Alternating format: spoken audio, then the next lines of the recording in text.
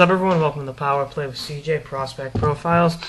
Keeping with the 2013 theme, we're going to focus 2013 draft theme. Excuse me.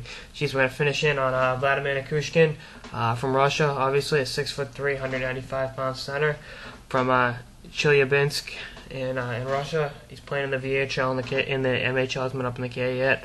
Has 10 points in 15 games with in the VHL, and then 8 points in 9 games in the MHL. And you're looking at what you're gonna get here. You're getting a good-sized kid, obviously.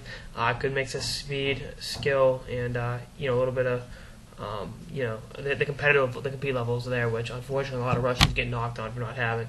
And I think wrongfully so. A lot of Russians that come over do have that X factor and that willingness to compete for ice and for loose pucks and stuff like that. But the skill level is abundant. I watched him just put up such a highlight reel of him have 3 or 4 points against the U.S. in international competition. He's amazing. He's really good at passing the puck, great on ice vision, and the compete levels there. And when you put all that together, you're really looking at a guy who can turn some heads and be an impact player at the next level. The skill level, like I said, that's what's so apparent. I don't know how much versatility he has in terms of can he play in a lower level, as opposed to can he play a bottom six role if he has to? That I don't know. I don't know if the versatility's there, but I think with his skill level, I don't think you can worry about that. He's the lefty shot, plays the right side. I mean, it's a prototypical Russian winger. When you can do stuff like that, and he won't be 18 until March, so he's still pretty young. Hasn't been up in the K, but he's putting up good numbers in the second tier league and in the junior league, which is what you want to see. Too many Russians are getting rushed up to the K and losing ice time and not developing a proper skill set because they're buried on these pretty deep teams with men, and they often don't play the younger kids right away in the KHL, which is a shame. Unless you're Nelly Yakupov when you're that good. But I'd like him to definitely be a top 15 pick. A lot of skill on display in this draft, so I think he'll definitely.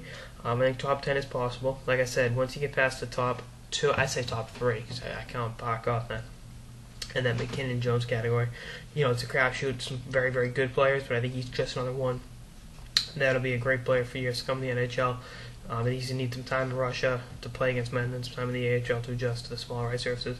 But I think he'll be an impact player for years to come. I love his skill set. I love his compete level.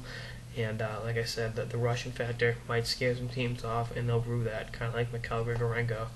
The lockout ends. I see him playing a top 9 role in the Buffalo Sabres right away and being an impact player. I mean, how many teams are going to regret passing on Mikhail Grigorenko?